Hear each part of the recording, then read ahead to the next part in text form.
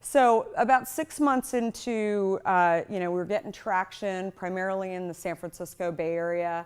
And I thought, I love what I'm doing, but at the end of the day, I have no idea what I'm doing.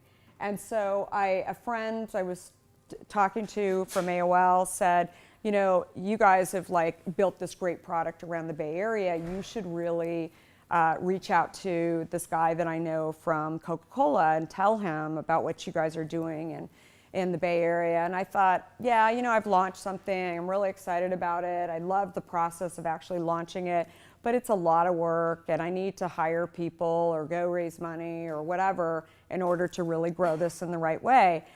And so I called this gentleman at Coke and said, listen, super excited to talk to you, and this is what we're doing in the Bay Area. We've got it in Whole Foods. We've got it in, some cool places around the Bay Area. And soon after getting on the phone with him, he quickly, said, listen, I hear what you're doing. I've actually seen your product, really interesting. San Francisco is an interesting little microcosm of the rest of the world.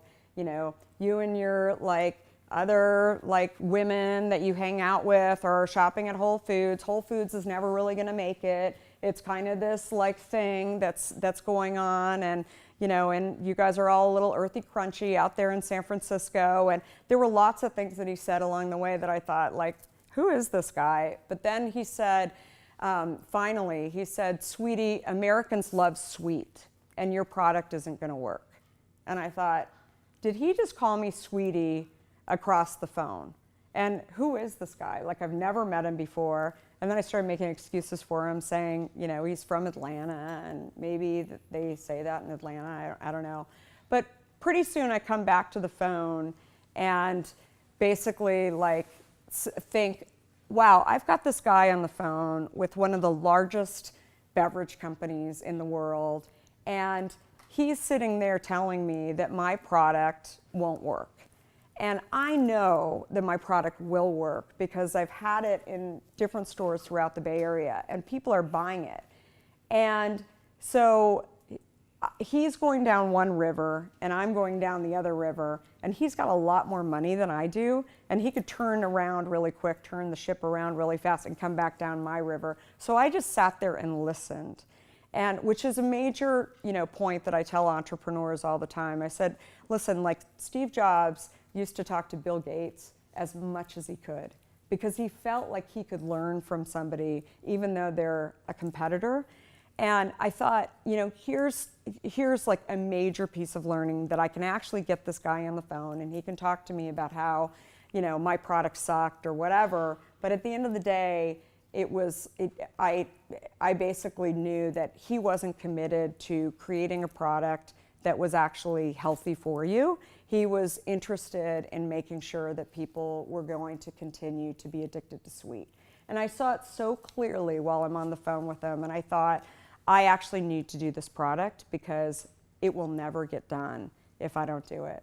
So we continued to grow it in the Bay Area, and my husband's a New Yorker and said, if we really want to see this work, we should launch it in New York, and we'll fail fast if we go spend some money in New York and see whether or not New York is actually a viable market.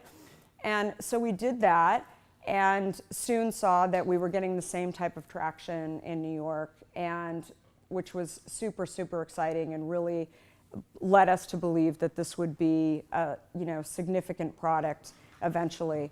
What I had no idea though when I launched the product was, while I viewed my product as different and it didn't have any sweeteners in it, I had no idea that we were actually launching an entirely new category, which was unsweetened flavored waters. Stores had no idea exactly where to place us in the store. So the way that the real estate is set up in these stores is that lots of big food and beverage companies actually own real estate. So you may go in and think Gatorade is what everybody wants to drink, but it's a whole game to get you as a consumer to believe that that is the product that everybody should be drinking. And they've paid millions of dollars across the country to be in these large chains in order to sort of have that traction. So learned a lot about it in the first couple of years and basically thought, okay, I'm not going to play that game. I'm going to actually get it into lots of stores without paying slotting fees across the country. And so we did that, and today we're in about 50% of stores across the country, and have, but having said that, we may have this much space in many stores, and what we've had to do every year is prove that we can grow and grow and grow and grow, which we've done. So we continue to fight up against the Cokes and the Pepsis of the world.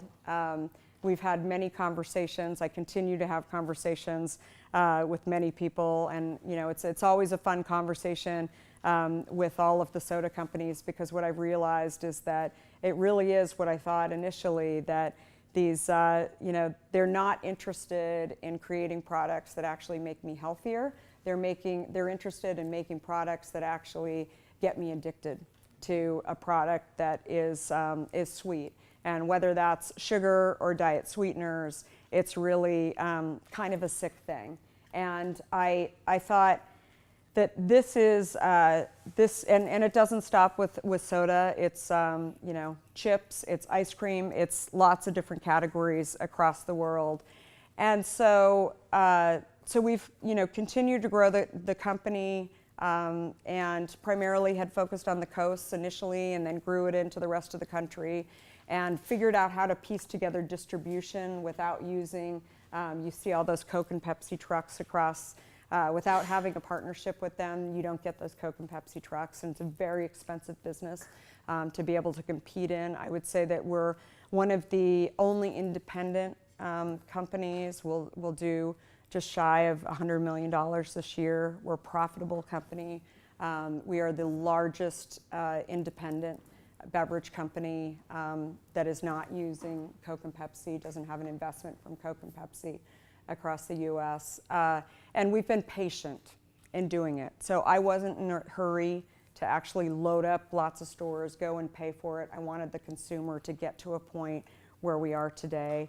There's lots of things going on around us, everything from soda taxes to lots of other stuff that we're not involved in at all, but it just helps to really highlight exactly what the issue is. Today, type 2 diabetes is 40% of the country has type 2 diabetes or pre-diabetes. It was 2% in 2005. So it is the fastest growing disease in not just the US, but also the world. In Beijing, 50% of the population under the age of 18 has type 2 diabetes. In a country only until recently they could only have one child. So it's an epidemic that is growing, and yet we don't seem to be paying attention to it. Our stores still continue to take money for real estate from these large CPG companies, which is somewhat concerning and also surprising to me the more that I've learned about this industry.